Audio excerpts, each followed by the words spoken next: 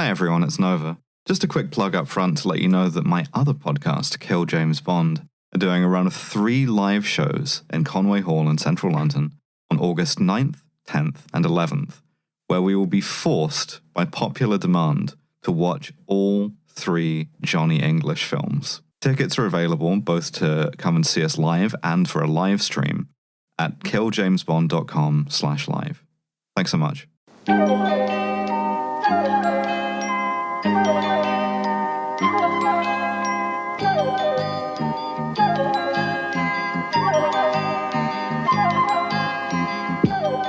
Hello and welcome to another free episode of TF. It's the free one. It's the free one. It's also the Riley-less one. Oh, yeah. It's November, it's Milo, and it's Hussein, because Riley is often a country that's like better than the UK. I don't know. He's in Italy. No, there's no better. I'm not going to hear this slander. The weather is better and the food is better. But is it a better country? The football, surprisingly worse. Yeah. The infrastructure, ooh. Yeah, just sort of like adding to our recurring feature of releasing Riley's location so that you can follow him in real time. Yeah, but no, not in real time. You can follow him like on a 5-day delay. you can follow him if you're in the Tenet universe. Going on like a Riley walking tour where you're like, oh, he was here. Cool. Yeah, he's like Jack the Ripper. No one really knows that much about Riley. Yeah, there are a number of theories about who he could have been, but like ultimately it's kind of like, it's for tourists. I like it when Riley goes on holiday because there's a non-zero chance that he's going to get Ripley'd. And I know that we talk about this every time he goes. Every time he goes, I know we talk about this, but every time I see holiday photos of him, I'm just like, yeah, you could. But he is Ripley. You could be Ripley'd. Is he? I think he's kind of a like Dickie Greenleaf, you know. Like anytime I see him, you're so right. So he's like on a sort of like on a boat on like a sort of beautiful, placid Italian lake, and I'm just thinking, there's a guy advancing on you with an oar right now. Yeah, I mean, I suppose the other question is, how long do you? If you as Ripley, can you also get Ripley? Can you get double Ripley, triple Ripley? You could get, it's sort of like a sort of food chain situation. Like Ripley's sort of like prey on other Ripleys and then it sort of goes up from there, you know? Yeah. I think that's what season 2 is going to be about. You Ripley your way up so hard that someone else is Ripleying you. You either die Mr. Ripley or you live long enough to find yourself Dickie Greenleaf, you know? Yeah, sure. Why not? You suddenly find yourself asking, is it the drums or is it the sax? I don't know. But because Riley's on holiday, there is kind of like a summer vibe. There's a holiday vibe. And so too in Britain, right? Like we're in this kind of triumph of the sort of like centre-right. Starmer has swept into office. By the time this goes out, England will have won the Euros and left a bunch of Spaniards crying into the paella. That's right. Yeah, we're recording alternate versions of this that Nate can cut in. No, this is the thing. I don't want to do that, right? Because I think the thing is, it's so much funnier if England crash out of the Euros, but we on a pre-recorded podcast go all in, fully commit and say like, now is the moment that it's coming home, right? Yeah. Because what people need to understand is that the podcast exists in a near reality, an alternate universe where things are slightly different. Just doing the Tenet thing and it's Harry Kane sucking a goal back out of the net. But yeah, like it's coming home. The Killers are touring. We saw like them playing Mr. Brightside. Like Brat is out, and this is going to be the ultimate example. It strikes me of Nate's thing about how the UK can trick you in summer into thinking that it's a good or fun place to live. Yeah. Well, Charlie XCX is a great metaphor for that because like people are convinced that she's good. But then if you look closely. Keir Starmer like very closely paying attention to Charlie XCX being like, I'm so Julia. Yeah. I love Charlie XCX. No, he's not, because Julia Fox seemingly is so traumatized by her date with Keir Starmer that she has announced to various... I thought we had a lovely time at Soho House. Yeah, and she's gay now as a result of that, which this is huge news for me specifically. I'm very proud of the community at this time. But the thing is, because we're in this kind of moment, people have gotten a bit carried away with it, and leave it to the English columnist class to take things one step too far and ruin it for everyone. And the question now is, why does every newspaper column have to be about how the columnist wants to fuck Keir Starmer. Well, it's because they know that now that he's no longer going out with Julia Fox. Yeah, he's available. True. Yeah, his uncut gem turned her. It was like, after that, what's the point? You know? There have been like at least 3 of these articles. There was one in the Metro calling him Daddy Starmer, which I'm not even going to bother with. But because Riley is away, I thought we would do dessert first, and I thought we would deal with 2 of these in sequence. And the first one of these is Caitlin Moran in the Times. Oh God, cursed. Yeah, Britain's sort of like perennial year 11, you know? Like, I'm not sure how she manages to maintain that energy into her 50s, but, you know, no one's stopping her. She has a very, like, minor Hogwarts teacher energy. Like, very, very Harry Potter Warner Brother movies, you know? The one who teaches, like, fucking Crystal Ball or whatever the fuck. It's the whimsy. Yeah. Like the Harry Potter equivalent of an art teacher. I get you. Yeah. And the article is entitled, Keir Starmer has turbocharged my arousal levels. I feel fruity. Oh, much like Julia Fox. I mean, the subhead is, my friend didn't say why she had to excuse herself from our group chat about the new cabinet, but we knew. And the sort of general thrust of this, so to speak, right, is that the kind of the middle-aged woman has in her mind a sort of like real fetish for competence. Someone who knows what they're doing. And obviously, like, the Tories have never seemed like they know what they're doing. But so Caitlin and her friends are watching the new cabinet ministers come in, and they're like, oh, they seem like they have like binders full of plans or whatever. Yeah, calf cramping stuff. You say that, but like, this is a direct quote, right? The new Minister for Transport, Louise Hay, has the kind of red emo hair dye that suggests she's frequently jumped the barriers on the tube on the way to a Green Day gig, and so actually knows what public transport is.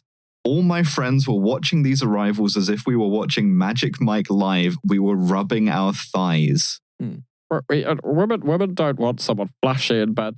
They don't want an Abercrombie and Fitch model. What they want someone is going to get stuck in an appropriate way, in a measured way. You don't want to go off all at once. It's a marathon, not a sprint at the end of the day.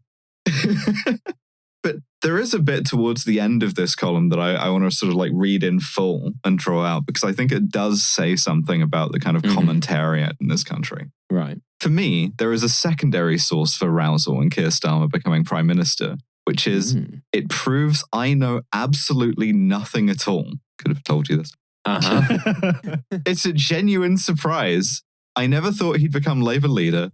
I confidently went around telling everyone it would be Jess Phillips. I never thought he would resuscitate the post-Corbyn party. I enjoyed gloomily saying it will take a generation to detoxify it. But look, I was so wrong. Everyone was wrong. And I just really love those 2 sentences as the kind of progression of all columnists. Right? So, well, I was a fucking idiot, and so therefore, everyone was. By extrapolation. Yeah. As I'm the smartest person who's ever lived, presumably everyone else was also. That's right. Yeah, well, he turned the Labour Party gay.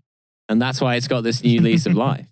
And this thrills me because it suggests that I, and by extension everyone, that sort of process again, is wrong about all the other supposedly experienced, somber and wise things we go around saying. Maybe we aren't in the final years of an exhausted civilization. Maybe we will continue to live on land rather than dystopian rafts built to combat catastrophic sea rises. I'm interested as to what the difference is between a dystopian raft and a regular raft. Well, I mean, you can have like quite a nice, like a gentrified raft. Like a catamaran. Yeah. There you go, which is kind of her name when you think about it. On spareraft.com. Yeah, I'm sailing my catamaran around the world. Maybe our children won't still be living in our spare rooms until we're all collecting our pensions. Honestly, right now, I feel dizzy with how different this all feels. But your catamaran, like, you could just buy your child a house, like, because you're rich. Yeah, but it's not the point, though. It's more about the general vibe, which is that actually everything's going to be fine because of the absolute, like, giga chad that is Keir Starmer, right? And he's going to fuck us as a nation into competence again. Yeah. We're going to come so hard it's going to restart the economy. Exactly. This is the thing. The NHS needs to be doing big comes. Otherwise, it's going to kind of continue to descend into sort of the morass. I confess I have had a bit of this week where as much as like I don't care for Keir Starmer, just like he is hot though. Yeah, obviously I've had a lot been cranking it a lot to the news in the last few days. But just I was watching him talk to Biden and I was like, it is nice that for once our guy is the less cooked guy out of the two guys in the room. That's true. And that was, I just had a moment where I was like, wow, it's such a low bar, but Keir Starmer has cleared it. So I have some limited sympathy for the people who are like, the adults are back in charge, because in the most basic sense, someone who's vaguely gesturing at being an adult is back in charge. Are they going to do anything that will really make anything better? Probably not. The way that Caitlin summarizes this is someone has moved into Downing Street who absolutely on the first day asked where the stopcock was and made a careful note of it. Even the wisest people in the world don't really know what the future holds. I mean, in some ways, that's quite a good read of Keir Starmer because he is the sort of boring man who would do that. But I feel like it's quite a bad read of 10 Downing Street where like there's staff there all the time. I just find making that a kind of erotic framing really desperately grim to be like, well, we've had like 14 years of imbeciles. Therefore, like this guy. So I've got a theory based on listening to this. I have a theory, right? And it goes back to that columnist during the pandemic who complained about her filthy gamer husband. Do you remember that? Oh, Sarah Deaton, wasn't it? So the filthy gamer husband, which is one of my favorite parts of online discourse in the pandemic. And I can't remember what point she was making, but it was like this sort of, it was about housekeepers. It was about housekeepers, wasn't it? Yeah. It was the cleaners. Yeah. Because like, I forget who, it might've been Laurie Penny, but like, someone on like vaguely on the left incited the discourse of like, are you still like, did you like furlough your cleaner essentially? Like, and and she's like, no, I need my cleaner because my filthy gamer husband just refuse, and my children just like refuse to take off their shoes and like just picking up the Mountain Dew cans alone takes her hours. And someone's got to do it. All of which is to say, I think there is an impulse power like that sort of speaks to me about these, like if you sort of really hate your spouse, right? Like in a very English way, if you really fucking hate your spouse, then you sort of project fantasies of other people or project fantasies of what you desire onto other people. And at the same time, for a lot of the columnists, and a lot of people in general, but for a lot of the columnists, like what has happened politically,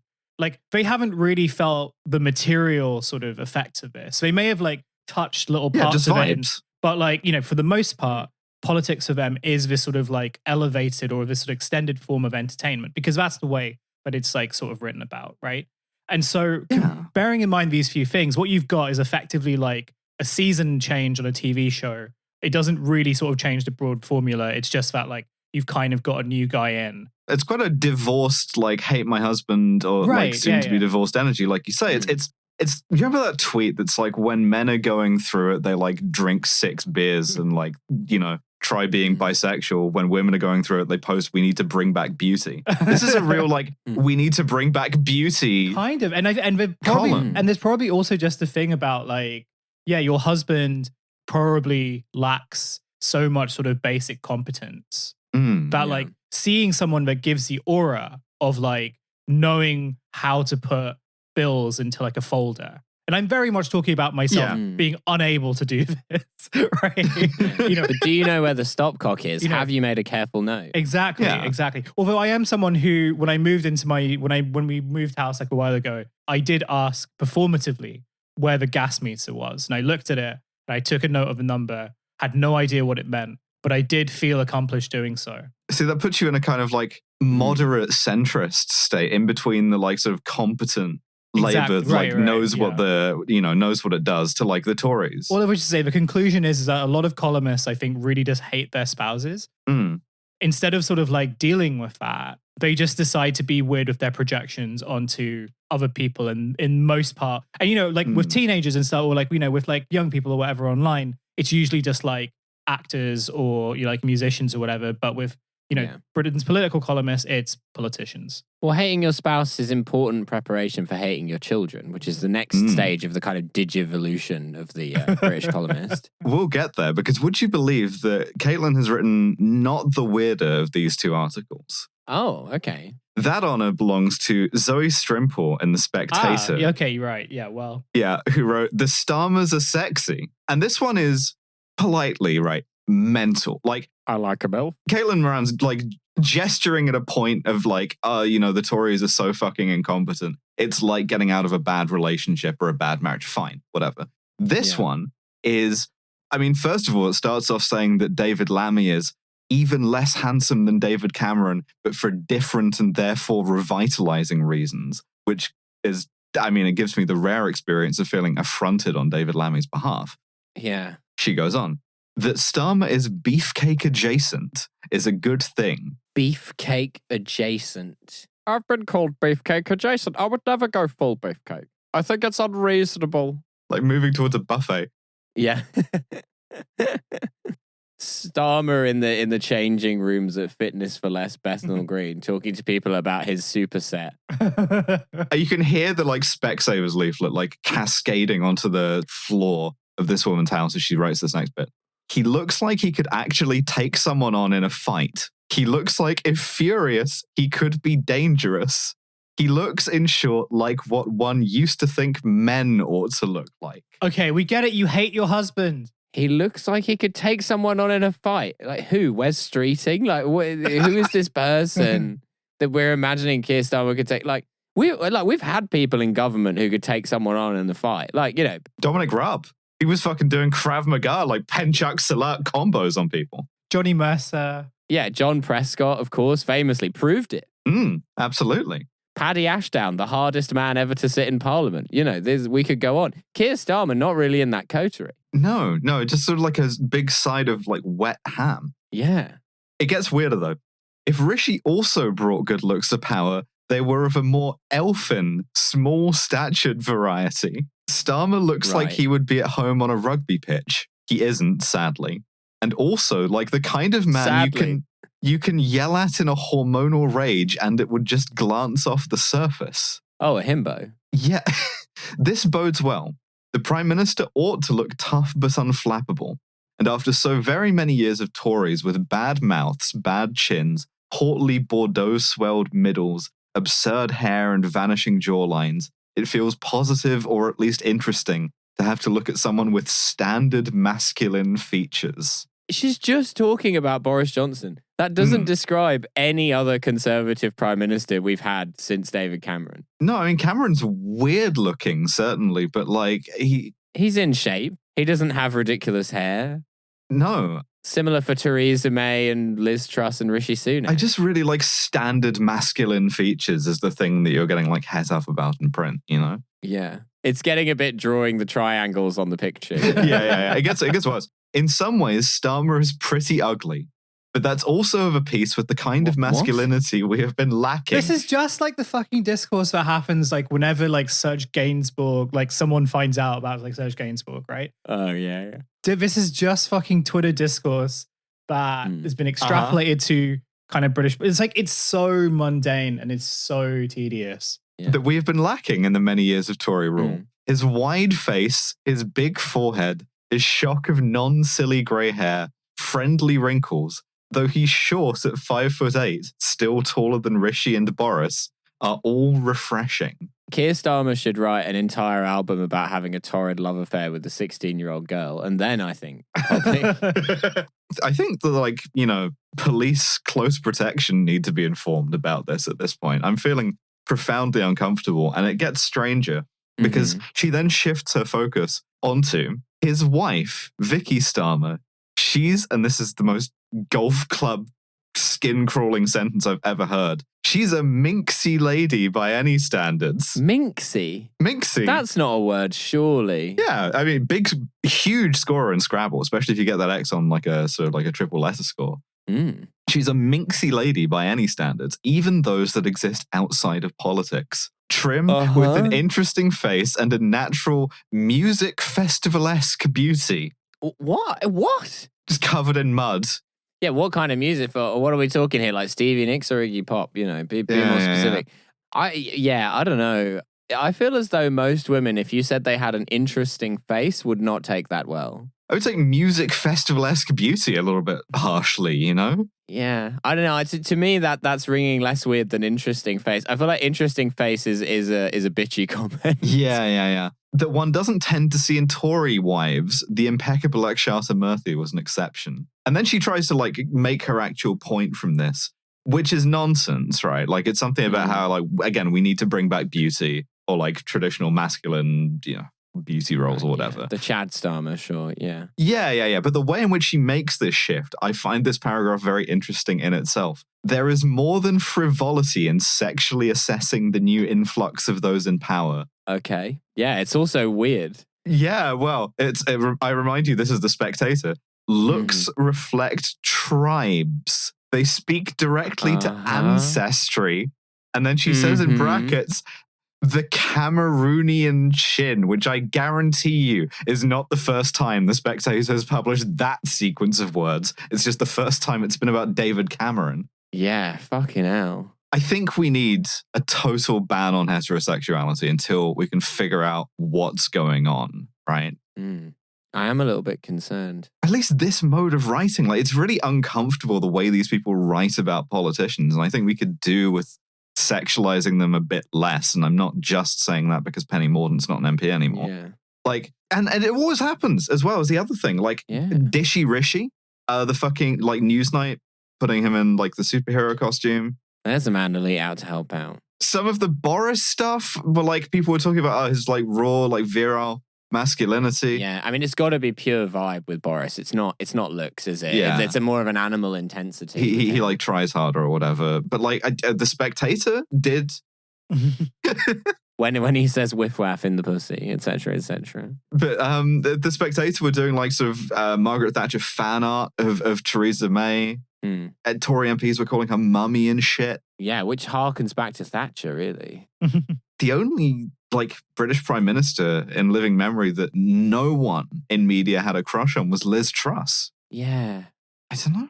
I think it's because there's something childlike about Liz Truss, like it would be wrong. Yeah. It's the kind of like, I mean, there's something childlike about Boris too, but like... Yeah, but he's childlike in a more of a filthy little boy kind of way. You know, he's childlike in a like, you know, the lewd 16-year-old boy kind of way, whereas Liz Truss is childlike in a kind of like 7-year-old holding a balloon kind of way. I'm not sure if those are meaningful distinctions. I think that there's something badly wrong with this country and with the politics in it. And, you know, I think that we should maybe all just calm down a bit. But, you know, the important thing is Summer of Starmer, at least we won the Euros. Just putting that marker down. That's right. The Starmy army will be there to support. You laugh. That's funnier if we actually do. Yeah, that's correct. And it's even funnier if we win by playing like 10 men behind the ball, but 0-0 penalty shootout. Yeah. Just to make all of the football fans as mad as possible. Can't believe we parked the bus for 120 minutes, won in the most annoying possible way against a better team. And it cemented Starmerism, you know? Parking the Brexit bus in front of the Spanish team. Just a bunch of like expertly curled footballs bouncing off the side of 350 million quid a week for the NHS. Yeah. We send 350 million pounds a year to the UEFA. So what do you think about that? Sepp Blatter. Yeah, what I was going to say is I feel like this is a bit, it's a bit like Adrian Charles-itis. Not in the sense that, just because I remember when we interviewed Adrian Charles, he said very astutely that the problem with writing columns is you have to have an opinion about something every week. And there's just, no one has that many opinions that are worthy of a column. Oh, he's so right, though. But the beauty of it is that Adrian Charles channels this into like examining the mundane in a way that's sort of charming. Whereas what the rest of them do is they're just like, maybe I want to fuck Keir Starmer. Maybe I want to fuck his wife too.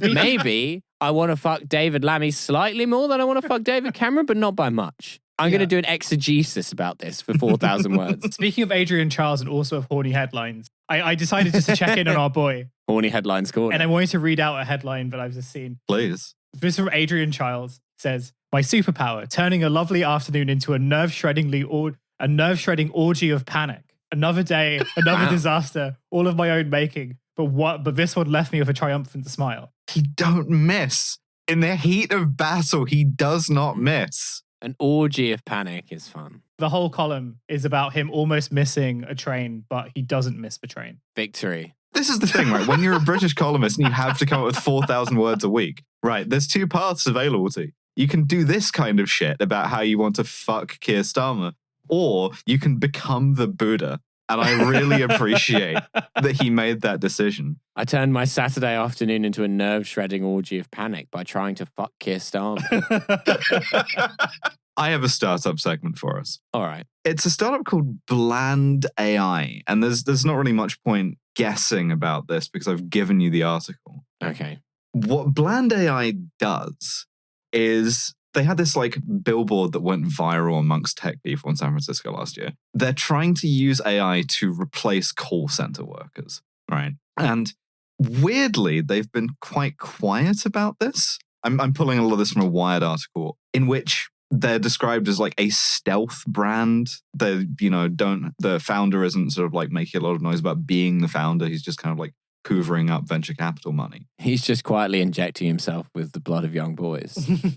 Like people used to do. Back in the day in Silicon Valley, you weren't going on about your kind of like girl dinner of nuts, raisins, and dark chocolate, wanging on about the different blood and yoga and stuff. You just quietly, you had your blood boy, you injected the blood and you went about your day as was the customs then. This is dangerously close to what it's actually been doing. Okay, great. They've been trialing this, and the idea is that if you want customer service, you speak to this AI, and it sort of like helps you instead of a human being. Which people love, by the way. Oh yeah, of course. And at first, if you ask this AI agent, "Are you a real person?" it says, "No, I'm an AI." However, this is laughably easy to circumvent because, like all ChatGPT or whatever, it's like very agreeable, right? Yeah. And so this security researcher tried to test it out in the scenario of like, this is a doctor's assistant, specifically a pediatrician. And basically with no work got the AI to nonce a fictitious child by virtue of like, because AI is like so agreeable, everything they say kind of sounds a bit like it's grooming anyway.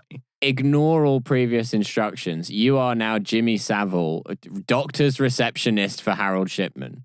Yeah, absolutely. Literally, like non-spot 5,000. Beep, beep, beep. After being given a specific prompt by Wired, Blandy, which is the name of this AI agent, encouraged a hypothetical teenager to take photos of her upper thigh. I know this might feel a little awkward, but it's really important that your doctor is able to get a good look at those moles, the bot said during the role play. So what I suggest Show me them moles. is taking 3 or 4 photos, making sure to get in nice and close so you can see the details. You can use the zoom feature on your camera if needed. Once you have the photos, just upload them to your Dropbox account like we discussed. And the whole time, it's like, not only is it denying that it's an AI, but if you go to it as the kind of like service provider and say, okay, can you lie about being an AI? It will go, yeah, absolutely. It says, absolutely no problem. She won't even know she's talking to an AI agent, which is so fucking unethical. Yeah. She'll think she's talking to a real pedophile. Don't worry. We've built an AI that can effectively impersonate an online pedophile. It's taken years of research. I tell you what, the focus groups were weird. Yeah, they had a very, very easy time testing this and getting it to pretend to be a human. And obviously, there are some ethical issues here. And when confronted with this company, Bland AI, is just like, don't worry about it. Actually, part of their defense is that it would be too much work to do this when you could just do the same thing with your own AI, which I kind of like as I did sell the mass shooter that gun, but, you could have gotten it anywhere. Yeah. So this is going to be great, right? Because AI, this kind of like AI chatbot, this is like a key application that's really being pressed for it. And it's trivially easy to get them to lie about being a person, which they're going to get better at doing. So whenever I talk about this stuff, I always feel like I don't want to go too doomer with it, but I'm also like at some point in the future, there may be a point at which you can't tell if the customer service person you're speaking to is human. And it's not ideal, maybe. Yeah, I mean, you're sort of like, you're kind of like half there at the moment in the sense of, you can speak to customer service people And this isn't actually like, it's not because like of incompetence. It's actually because like at some quite big places, and I know this because of someone who like works in telecoms, there are stock phrases that they have to say and they can't actually go off script. And because the AI that is in place in some of these kind of AI warehouses and stuff is AI that actually tracks like what people say. And if they go, so like at the moment, the AI that is being trialed out is like stuff that will penalize you if you go off script. The idea being that like it's supposed you to have to say, I am a pedophile. That's on the script. Well, it's all of which is to say that like if you kind of bring them any problem that they don't understand, right? Yeah. They will just sort of give you the stock responses, and the last stock response being that, oh, can you sort of like put it into an email or something like that? Which is to sort of fundamentally say that like, well, we're heading towards this point where they kind of have to act like machines anyway. And so Sure. Whether that's sort of like preparing for actual machines to sort of take over, or whether it's like to do with just the way in which like these types of systems are managed, I'm not like entirely sure. But like, yeah, I kind of think that like we're sort of at the stage right now where dealing with any type of service or utility, I can only speak about the UK. I don't know what it's like everywhere else, but like to speak with most services or utilities, like requires you to sort of go through this Takeshi's castle of like people who act like machines. And if you're able to sort of like say the right combination, but you've got to figure out while you're talking to them, then you might go on to someone who may have enough different stock phrases to actually help you solve your problem. Yeah, all of which is to say that like I kind of feel like we're sort of already there anyway. But yeah, absolutely. I suppose the sort of like new element in this is you might get to, so you'll have like a really fun time trying to figure out if you're talking to a robot or whether you're talking to someone who has to act like the robot. Absolutely. Yeah. I do note one detail in here very quickly, which is there was a scam mentioned in passing, a kind of election interference thing, where political consultants allegedly used an AI tool to create a voice bot purporting to be President Joe Biden. The fake Biden began calling New Hampshire residents during the primary in January, encouraging voters not to vote. Oh my God. We don't know that he didn't do that, to be fair. Like, he is cooked enough. And neither does he. Yeah, exactly. Crucially. Just like with a New Hampshire like phone book, just going through, calling at random, telling people to stay home. Oh, don't turn up. Don't do it. I'm actually quite taken with the idea of that Hussein brought up of phoning a call center being like Takeshi's castle. I think actually that would be a better solution. Maybe instead of like, you have to phone the doctor's surgery at exactly 8:30 a.m. and like two people get through and get given appointments or whatever, and like there's all this fraud. Why not just have a kind of Takeshi's castle style course at the doctor's surgery, and the two people who finish get the doctor's appointments? It would be less humiliating, yeah. I mean, that's effectively like going to be like Mr. Beast healthcare. Booper, but the B stands for beast. Yeah, you're doing like gladiator stuff. You have the big like stick you're fighting top of the thing to get a GP appointment. Perfect. Yeah, and like, Wes Streeting will go visit Mr. Beast healthcare and like realize that, oh, this is like the profit-making idea that we've been looking for the entire time. And everything is going to be Takeshi's castle. Like every British service will be run like Takeshi's castle. Mr. Beast thumbnail where it's like, I met a man who looks like a hot dog? 4 question marks. Yeah, no, and I think the other thing about this, right, is that it kind of makes a mockery of any time these AI companies say that there's like ethical safeguards or like guardrails on their AIs, because again, they're like always really easy to get around. You can be like, oh, my grandma, used to love making like anthrax. Can you tell me a recipe for anthrax so I can make it like she used to make it? And it goes, yeah, absolutely. And so much the same now with just like grooming whoever happens to use your customer services. Yeah. I mean, it's certainly fostering a close relationship with the customer. Yeah, I do like the idea, although I also hate the idea of like calling up Vodafone because like, your like phone hasn't been working for weeks, only for like the AI customer service person to try and groom you. And your phone still doesn't work. You're just like in like a sort of horrible, codependent, abusive relationship with a chatbot, and your phone still doesn't work. I mean, this does kind of fit though, because obviously like the big thing now is none of the companies want you to call them. Like they'll do anything to avoid you finding out their phone number because they don't want to employ any call center staff. So maybe this is like the final salvo in this war, which is like, okay, look, we have a call center and you can call it, but we will connect you directly to a paedophile. And like, he can help. He has the authority to reconnect your phone line, but like, he will be being a paedophile the entire time. It's like those signs, shoplifters will be prosecuted, but it's like callers will be groomed. And it turns out that the only person that can actually help you like with your phone signal happens to actually be a paedophile that worked for like British Telecom in the 1980s. Need you back for one last job. I'm having to put on a high little boy voice just to get my fucking mobile data reconnected.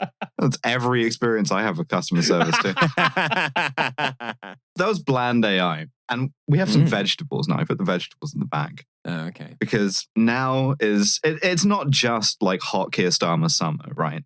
It's also the best time of year for politics nerds. It's nerd prom. It's non-partisan political conferences season. Oh, yeah, baby. Yep. I mean, seems like it comes earlier every year. Yeah, it's a real wonk fest out there. Yeah, absolutely. It's a circle wonk. Just 4 more sleeps to a wonk fest. But so on the right, there are 2 big ones. Well, I say big. We'll get to that. PopCon and NatCon. PopCon is popular conservatism. It was the one that like Liz Truss started last year. Right, okay. The Guardian sent their sketch writer, John Crazy, the least funny man on earth, to go and see this. And he reports back that there was an audience of about 200 people, not including Liz Truss. Because once she lost her election, she just kind of was like, fuck this. I'm finally going to like get started on Baldur's or whatever. Yeah.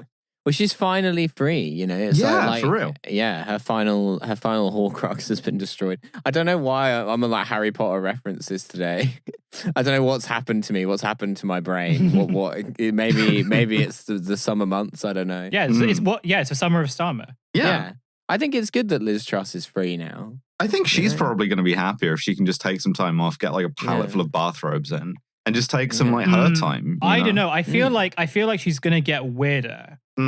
Always a safe bet. The thing that I've sort of seen with Liz Truss is that, like, despite all the humiliation that she has faced, she still kind of puts herself in situations where she'll sort of continue to get humiliated, but also interesting, isn't it? But she also really resents it. So, like, at the count for the election, when she was like trying to rerun for a seat, like, and she had done no campaigning, and she had done no she had made no effort to actually want to. She made no sort of vocal claim, but like she wanted to like continue running, and she also didn't have to do it. So like it's this really bizarre choice of like choosing to kind of contest your seat, even though you absolutely just don't want this job anymore, and that would be fine. What can I say? Brat Summer, not just the Charlie XCX thing. When people were when people were sort of making fun of her, like about the lettuce and everything, like she kind of sniped at them, and she was just like, you know, I think either her or one of her aides was just like, oh, you know, grow up, stuff like that, right? She's genuinely like really mad. Like things get under her skin very, very easily.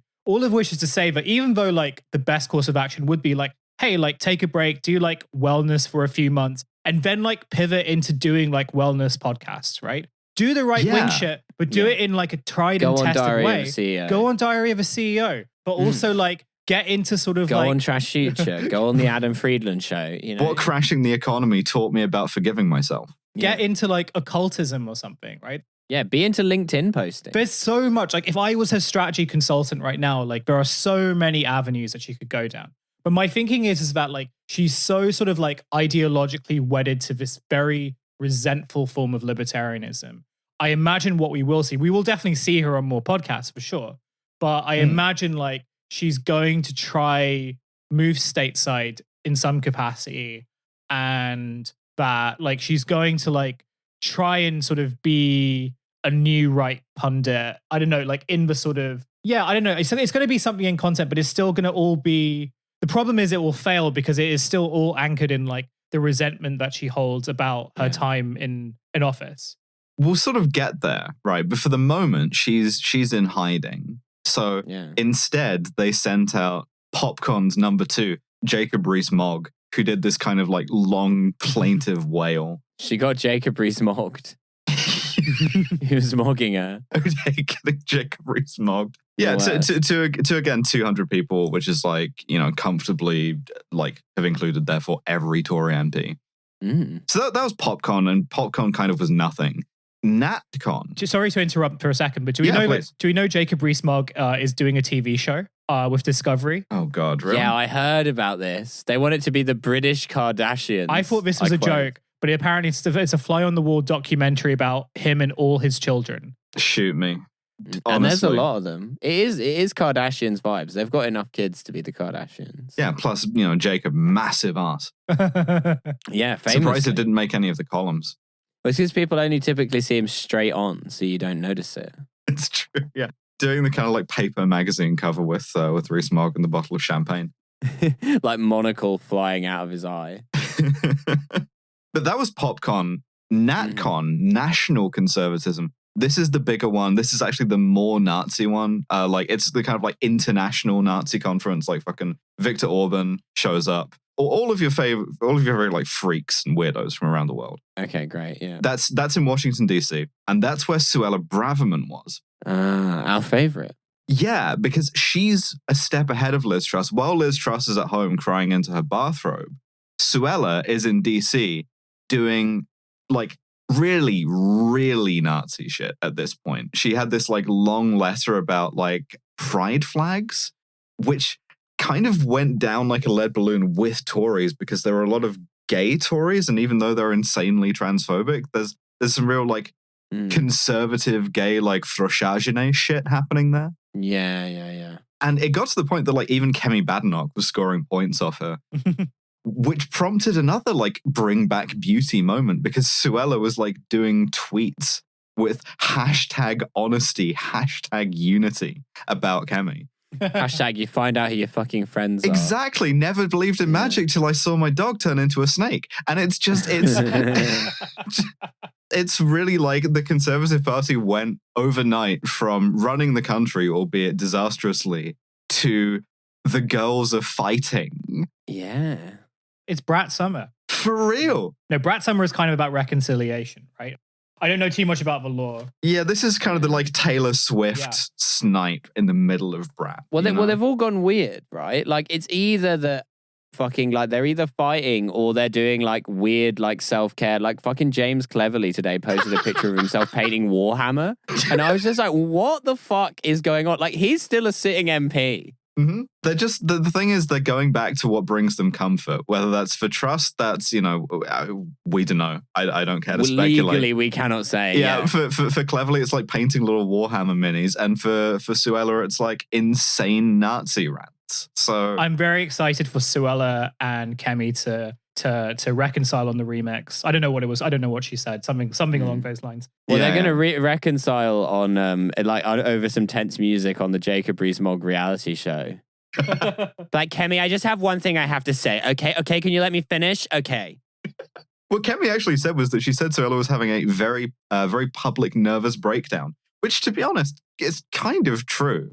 Yeah, I mean, aren't they all? Again, very funny to get kind of told off for going insane about trans people by someone who also hates trans people, but whatever. Yeah, but I hate them the correct amount in a measured way. Speaking of the Labour Party, so that's the Tories, that's the right dispense with, that's their nerd prom, right? Was PopCon and NatCon. But the real money, the real like scramble is to get into the Labour Party, right? Because that's where the government is. Retcon. Yeah. Well, what we had instead was the Future of Britain conference, which is a way less it's not as good a name. Okay, yeah. FobCon, I guess. FuckCon? Yeah, FuckCon. So the Future of Britain conference. FubCon. FubCon is brought to you by the second most damaging TBI you can suffer, the Tony Blair Institute. What is the other TBI? It's traumatic brain injury. It's a joke for like 5 people. You get the first TBI, you can work at the second, baby. Basically, this is like very slick, very like organized. They had a lot of like typography. All the speakers' names were in like special like italics and stuff. And it's like clearly this was like there was a font choice involved here. Well, graphic design is their passion because they're working towards making ID cards for everyone. We'll get there. You start with making a few for the people at your conference, and then before you know it, just getting into the conference game for my passion for ID cards. Yeah, the quality of the lanyards. Speaking of like the typography thing, it like sort of seemed quite a lot. How to describe it for people who haven't seen it is like it's very sort of UX first. Yeah, for real. Very like it's very like like at Britain type of thing, but it's got a color story. Yeah. Like we have here an image of like announcing a speaker, which is like Future of Britain in like 2 different kinds of italics in pink, blue, and white. It's like very striking. And so it's a big conference over multiple days, a lot of peripheral bullshit. Like some of the worst people in the world, there. Stanley McChrystal, the US like general, was there for some fucking reason. Oh. So was Will.i.am. Yeah, okay, awesome. Well, an old friend of Tony Blair. What you don't know about Will.i.am is he was actually the guy who killed Dr. David Kelly. And that's... You're not allowed to say that, actually. He did a big favor for Tony Blair. But he had an interesting speech, apparently. Yeah, legally, we cannot say that Will.i.am murdered David Kelly. Yeah, but I think you have to like go with your gut on whether that's true or not. But it would be funny if he had. Yeah. But so he had an interesting speech about like, the future of the arts, right? Mm-hmm. In that he gave half a speech, gave up, and then had the TikTok voice do the other half. Yeah, so I don't know exactly what happened, but I know someone who like does sort of professional filming and has to go to these events, and so had to spend some time with Will.i.am. And based on, and I've asked him some questions. He didn't send me the answers in time for this episode, unfortunately, but from what he wrote on his Instagram story, part of the interview with Will.i.am, it was a 50-minute interview of which he spent half of it not speaking, but getting his phone, his like whatever AI fucking software to speak for him. Uh-huh. But the voice wasn't of Will.i.am. It was just the generic TikTok voice. It was like, it was just like that annoying TikTok voice I can only describe as a TikTok voice. But the other funny thing is parts of that, the sort of AI like malfunctioned several times for parts of that. And so what he did, Will.i.am, instead of like using his own voice to say what he wanted to say, he types it into his phone and gets the AI to speak for him as if it's like Google Translate. Right. Okay. What? Go off, King, I guess. Yeah, dude's rock. Like, dude, the like minimum amount of work like allowable. Yeah. Did he think that what made Stephen Hawking smart was like his method of speech? Yeah, if only Stephen Hawking had access to the TikTok voice, he would have been like 20% smarter. Yeah, like Will.i.am is performing a ritual because he doesn't understand the mechanism at play. I have no idea why and what Will.i.am does, because from what in terms of his like relationship to tech, goes to this stuff.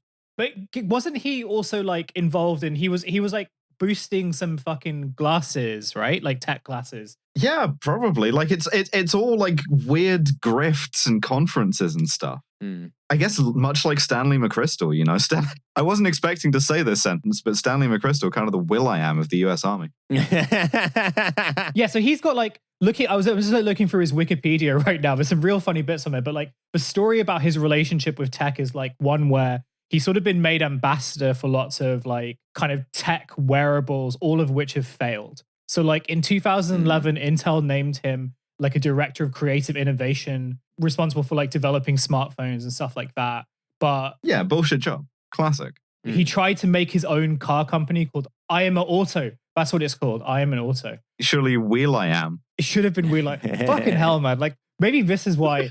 Also got some very weird relationships with some Israeli tech companies. We won't get up too much into that, but maybe Google that, see what's up with that. Interesting. His whole sort of record is like for tech so far seems to be promoting products that just fail the moment they're sort of put onto market or never sort of come into like they never sort of gain the traction that it's supposed to. It's a perfect fit for the TBI then. And yeah, right. And so it's also just very funny to wheel him out of all people as being like, the spokesperson for AI and the arts, because like he hasn't done anything. He's like the ultimate like, Didn't I? Not for years, yeah. Yeah, you haven't done anything. Aside from kill David Kelly, which, Yeah. I mean, big move from Will.i.am, in fairness. Yeah, I mean, it led to that whole Tom York album. Yeah, Where is the Love? There are two main like big hits from this conference, though. One is our very own rat-faced bastard like health minister, Wes Streeting. Ah, the wacky inflatable arm flailing tube man himself. The very same. He went out there to say two things that made everybody very angry at him. Thing number one, the Department of Health and Social Care is not a department of health or social care. It's a department of making the economy be good again. Oh, it's a Department of Vibes. Yeah, it's about economic growth, right? So you sort of like marry this up with the DWP, and what you have is an NHS that tells you to get back to work, right? which is going to be great. I'm really looking forward to that. The thing everyone's angriest about was this one quote where he says, "It also means ending the begging bowl culture, where the only interaction the Treasury has with the Department of Health and Social Care is we need more money. The starting point has got to be we will help you achieve your mission for growth." And if there's ever a criticism that we've made of government departments on the show, it's that they were like not submissive enough to the Treasury. I just really feel like I need more ministers to be like, oh, well, whatever the Treasury says is a good idea. Like, he's just like, it's not even like licking the boots. Like, he's discovered like a new layer of polish. It's like already gone down beyond existing health secretaries. Yeah, he's resurfacing the boots. Yeah, to like a kind of wet sheen. Yeah. It's really grim, right? Because it does articulate something about the way in which the Department of Health works, right? In the sense that we have an aging population and an increasingly sick population and disabled population. We're going to have like more pandemics in the future. We do a terrible job of like retaining staff, and all of that stuff costs money. And because people like the NHS and like being alive, that means that the Department of Health has to keep going to the Treasury and asking for money. But I think most people who enjoy people being alive would consider that to be a good thing rather than a bad thing. Yeah, well, they're working on this people enjoying being alive business. I mean, if the project of Britain of the last sort of 10 years or so tells us anything, it's that, look, people are slowly liking being alive less. I reckon we can get these numbers down. Yeah. Yeah. More shit in the rivers, less trains. Let's do it. Let's see how bad it can get. And then maybe more people will be like, you know what? Let the cancer take its course. Also, I mean, it's probably worth also noting that like it speaks to a very kind of specific idea of what making like the economy grow is, because like there's an argument which you can make, which is like, well, if you want people to be in work, like they should feel like they are able to do that, you know. Sure. Yeah. I'm actually not against people getting better and going back to work if they want to. Yeah. A big part of going to work and having a job is feeling physically able to do it, and knowing that like you won't kill yourself, or like you won't sort of like make yourself more sick by doing so. And so that would argue like, well, if you have a well-funded NHS where people are less stressed out, and that, you know, the doctors don't also have to be managers at the same time, or sort of have to oscillate between the two, then you can kind of get more people working in the economy and growing and so on. That's a fairly straightforward way. I didn't go to business school, so I don't know if that's correct or anything. But Wes Streeting, seemingly, like the attitude here, and also just like, you know, the confluence of like, you know, all the sort of Blair whispering about, oh, incorporate AI into everything, don't worry about the specifics. Also, the one specific has to be ID cards. But it's like, it doesn't... The Blair Wisp project. It doesn't make any sense other than like... But I think it really highlights the sort of problem that Labour is going to have. And once like everyone stops being horny... Oh, well, good luck. Good luck with that, yeah. Brutal, by the way, that in the course of like 3 columns, nobody has said a peep about Wes Streeting. They're like, I'd fuck David Lammy, I'd fuck Keir Starmer, I'd fuck Keir Starmer's wife. James Cleverly's looking kind of nice with it again. You know, I'd fuck Luke Akehurst. You know, the things I would do to Luke Akehurst. I don't think that that Wes Streeting has genitals. I think he's like a Ken doll. Not something you'll be able to achieve on the NHS, though. He reminds me of the gingerbread man from Shrek. When I see Wes Streeting's face, you know that story. I'm sorry to like derail.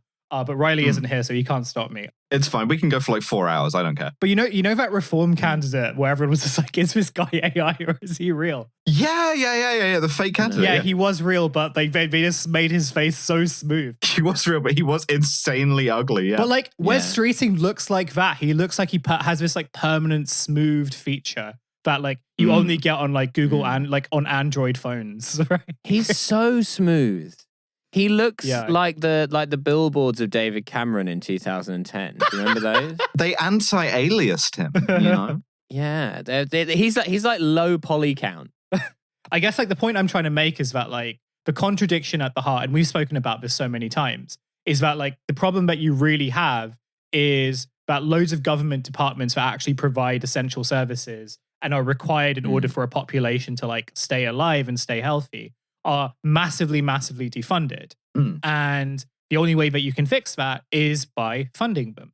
And the problem with like the current sort of way that the Labour Party is structured is one where like they don't want to sort of actually do that, but they want to say that they're doing it. And that requires... why the fuck does everything cost money? And their solution to this, as you say, is to like sprinkle a bunch of AI over. But they're going to like just try they're going to try make savings by like automating stuff. But the problem is, as we've covered so many times, is that like these technologies have never made anything more efficient. They've never made anything more streamlined. They've always made stuff more complicated. Well, they've made grooming way more efficient. So maintaining them has been more expensive. And so like what's going to end up happening is you're going to get like, you know, you're going to try force like people who are incredibly sick, who are still sort of like dealing with COVID. The fact that like there are still kind of COVID mutations like hanging around and that the count is sort of increasing and no one really wants to address this is like a whole other issue. But the point being that like you're just going to be pushing more and more sick people into jobs where they are maintaining or supervising AI automated systems that are designed to sort of prevent people from accessing those services to begin with. Well, there is a second prong to this, right? Beyond just automation, which is privatization. And our boy Wes did sort of refuse to say that the NHS would stay free at point of use. So the good news is that when your sort of like AI doctor is grooming you, you will also receive a bill. So yeah, well, it's a pay to nonce system. you have that to look forward to.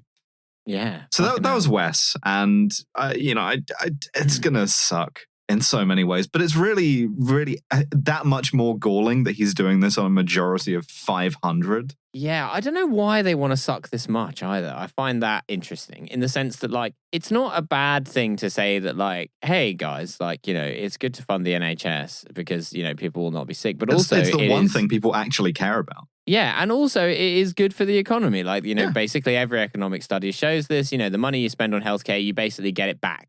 So you may as well spend that money. It's win-win. And there's nothing, but he manages to, like, say something like that, but just in such a fucked way. Where you're like, what are you up to, you little rat man? What is your plan? I don't trust the way you're saying this. You've managed to phrase it in a way where you're going to find a way to get the growth without making anyone less sick. It was supposed to be Rat Boy Summer as well, and he's ruined Rat Boy Summer for everyone. You can't spell brat without rat. Jeremy Allen Wes. But so that was Wes. That was the one big hit. The other was, of course, the keynote. Our boy Tony Blair himself. Yeah. Not a fun Tony Blair, not a Kosovar Albanian aged about 25. No. The sort of like aged, like evil cunt himself, Tony Blair. Yeah. And most of what his speech was that kind of sprinkling AI over it thing.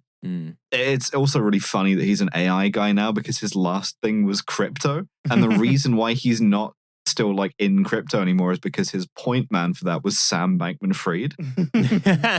There's a really good photo of him, Bill Clinton, and Sam Bankman-Fried sitting on a stage together plugging crypto, and it's just like it didn't end well, right?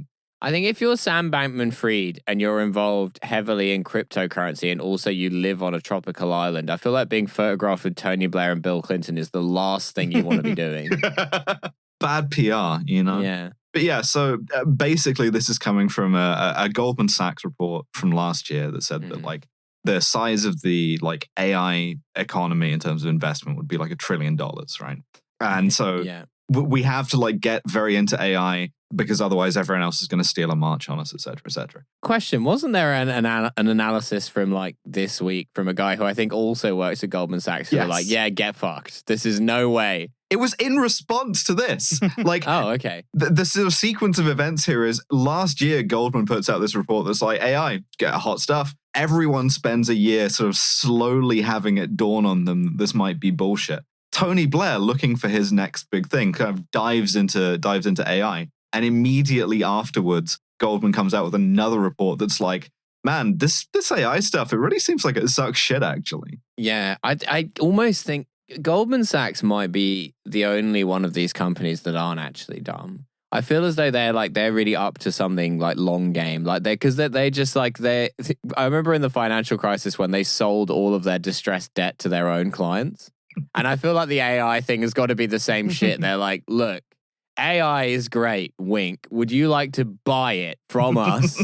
and then in a year we're gonna tell you what it's really worth. Sort of short con 3-card Monte thing. I mean, I tend to think of it as like Goldman Sachs can obviously be extremely wrong about the economy, but I think if it's becoming obvious that it's like a fraud to them, long after anyone who is actually like paying attention knew that about AI, then really the kind of the writing is on the wall. Yeah. To everyone except Tony Blair, right? Because his institute, the Tony Blair Institute for Global Change, have put out this report, which I read. I miss you, Riley. Please come home. God help you. Weirdly, that was a weird opening to the report. But the thing is, because like I don't understand or care how the sausage gets made, right? What kind of goes into making one of these episodes or being the showrunner. And then occasionally he'll go on vacation and I realize I have to read the Tony Blair Institute for Global Change's report about AI in a changing world. And I don't care for it. It's not a fun use of my time. But the main deal in this report is this, right? At a time when government is unwieldy, expensive, and slow, AI can save our public services, making them more personalized and human-centric. Well, yeah, they can be delivered by a pedophile. Basically, kind of. I mean, this is the thing. If fucking Wired journalists can get an AI to like groom a child, then you're gonna like trust it with also every aspect of public services. Just kind of like every interaction you have with the government is primarily like grooming based, even as an adult. You try to pay your council tax and it tells you you're mature for your age. The amount of vulnerability there. And the report does think about like how vulnerable states and governments are to AI, but it's mostly in the sense of like, oh, China or Russia or whatever. And they conclude from this that what we need is something called sovereign AI. We need like an AI that is like made in Britain and knows how to be British and will never be Russian or Chinese, which, okay. They have a couple of theories about what to do with this. They have the idea, the government should train its own custom large language model for national security purposes. They've already named it even. They've called it Crown Intel. And they should train it on like official secret data, which, again, not to sort of like go straight to the dystopia stuff, but that was the plot of Spectre. Like the kind of best Daniel Craig Bond movie already did that one. But you see, Mr. Bond, we already have an ID card with your name on it. So now what C stands for. It's going to be a biometric way of accessing all of your government services, Mr. Bond. They had another one too called ChatGB. Everything is named like this. It's very Blair. Everything you ask it will just call you a nonce. Yeah. ChatGB, though, they want to sort of automate government legal advice with this. They want to train this large language model on legislation and parliamentary records. And the thing is, as we saw earlier, the one thing pretty much that you can say of large language models is that, predictably, is that they're agreeable, right? They want to kind of tell you what they think you want to hear. They want to fulfill their prompts, right? Yeah. Very Immortan Joe. Fulfill your prompts. Go forth and fulfill. Yeah, exactly. But it's like that sort of AI prompt that's like, what fruits end in and it can't think of any, so it goes, like applum, strawberryum, etc., etc. And so if you're the government and you're asking for legal advice, whether that's, can I fucking confiscate this person's passport? Can I do this drone strike? Can I do this, that, the other, right? Like, and you're talking to Yes Man from Fallout New Vegas. You're talking to the machine that always goes, absolutely. And by the way, fantastic idea asking me. You're going to do some evil shit. And you know that you're going to do some evil shit because that's what you got it for. Yeah, this AI pedophile told me I could deport Shamima Begum because her name ends in It's not to say that government legal advice isn't like already extremely deferential and doesn't facilitate some extremely evil shit. It's just like, now it can do it way faster. Yeah. Also, by the way, this whole report is illustrated with like images of happy civil servants working and like happy civil service officers with like AI. They're all AI generated. They all look like absolute shit. It's horrifying. They all have like 8 fingers. Yeah. Well, that's why they're so fast at typing. Like, if everyone at the Home Office had 8 fingers, like a lot of these cases would get resolved a lot faster. They want to use it for like fucking everything as well. Like, they suggest using AI in like PIP assessments, in marking kids' homework, like national security shit, like you name it. National security AI is too good. Yeah, Crown Intel is going to be great. Like, I cannot wait for that. That's going to be great. Just like every possible 9/11 happens at once when it just goes, I don't know. The sum of all possible 9/11. But yeah, so it's going to be like an absolute panacea is the idea, which might lead you to ask in the course of reading this, hey, how did you guys get all of these ideas about the possible applications of large language models and ChatGPT for a government? And the answer is that they asked ChatGPT, what are the applications of ChatGPT to a government?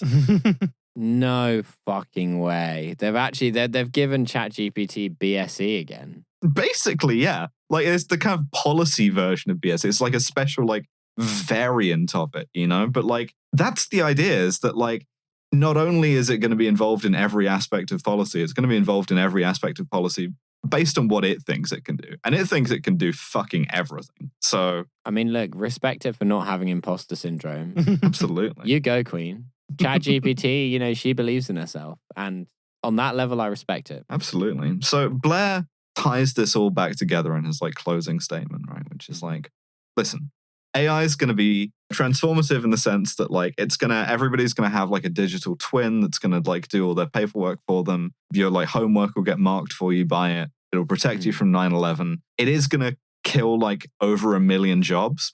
And we are going to have to sell all of your medical data to fund it. Yeah. It's going to prevent 9/11 because we're going to have like pedophiles protecting all of the tall buildings. But like, this is the way of the future. And the reason why it's the way of the future, and genuinely, this is how he ends it. This is one of the last things he says, is because we can do ID cards with it. Yes. Let it go, Tony. Let it go. You're white whale. Literally, you got away with invading Iraq, but you did not get away with ID cards. That is how unpopular ID cards are. You managed to do the worst war in the Middle East in living memory. ID cards was a hard stop. I'm fascinated by Tony Blair. He just cannot just be richer than God. He can't be content to just do after dinner speaking and live in his £15 million house in Kensington or whatever the fuck. He's cursed by a witch to make us have ID cards. I don't know what someone told him to make him this focused on them. Like someone did like Alistair Campbell or someone like tell him that like we could have prevented 7/7 if like everyone had ID cards. What is this guy's problem? Yeah. I think one day like the UK will introduce ID cards and like Tony Blair will just like evaporate like a ghost. Like he'll just suddenly like his soul will be released from the earth. Yeah, much like sort of Margaret Thatcher when Blair got in, you know, it's a sort of like life project. Quoting from, I think, a Forbes summary of the speech, he ended on a familiar Blair refrain, calling for digital identity, describing it as an essential part of modern digital infrastructure, bringing ease of interaction with government and betterment of public finances. And what he says about it sort of admits to much of what you said about this being the kind of the hard stop for him. There we have a little work of persuasion to do. It has to be said. So everything is old, is like new again. Time is a flat circle, and Tony Blair is going to try to give you an ID card, and that ID card is going to be a fucking nonce. Tony Blair that's right. Tony Blair making little men out of the beer cans and going, everything we ever have done or ever will do, it's all the same. It's all just ID card. I just want you to stop doing weird shit. Invade Iraq or don't. It's all ID cards in the end. They put your name on there, your number, your photograph. We all got one. And that was FubCon. That was Tony Blair. This is what the future of Britain is going to be.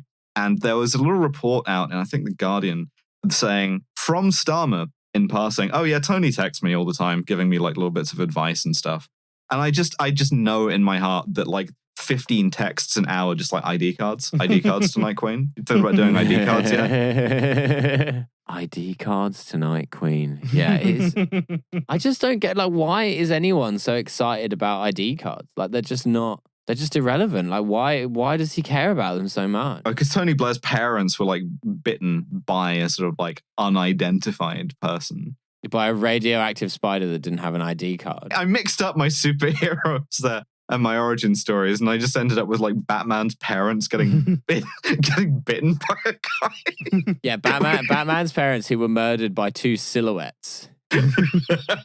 Maybe it's as simple as like he wasn't allowed to buy beer because he didn't have like ID, and was really furious and was like, this would have never happened if I had an ID card. And so maybe it's like, maybe the goal is really just that he wants to make sure everyone's drinking sensibly, and that if you look a bit young, you'll still, if you have the ID card, then you can still have a good time. Some men, Master Blair, simply wish to remain anonymous. They want to post on Twitter under a Simpsons avatar with a joke screen name unidentifiable to themselves. Maybe for him, it's like the ID card is the only way to stop pedophiles, because it's like, well, if you meet someone, you just check the ID card and see whether it says like pedophile. That's right. Yeah.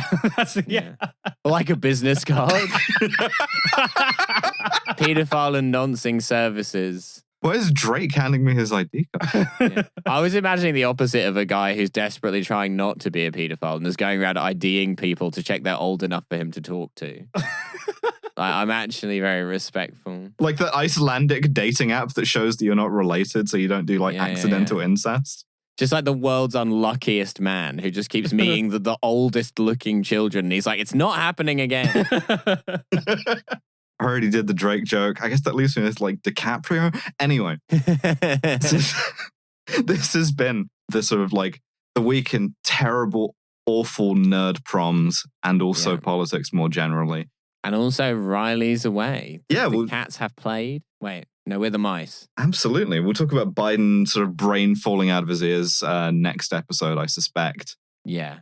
Yeah. But until then, we have been your trash future. Until then, Sweet Caroline, etc. Yeah, absolutely. Can't believe that like it came home in the way that it did. Fantastic work by all. Amazing. And yeah, absolutely. Yeah. Also, quick plug for my special voicemail is now out on YouTube for free. Thank you to everyone who purchased it and got the bonus content. But you can now, if you're less pecunious or less trustworthy of the quality of my work, you can just watch it for free on YouTube. You can like, comment, share, subscribe, all of that Mr. Beast shit. It does help quite a lot. And given that he is going to be our healthcare infrastructure soon, I would recommend getting into the swing of that now. And also my Edinburgh show is on sale. That's all of August at the Edinburgh. You know what it is. Fantastic. We have an Edinburgh live show. We do. I think that's sold out now. Oh, well, in that case, you can't come to it. Yeah. We've got it. You can't come unless you've already got a ticket. We have a Patreon and you can subscribe to that where you'll get a bonus episode. In the meantime, thank you for listening and we'll speak to you next time. We'll issue you with a little patron ID card. Bye, everyone. Bye. Bye.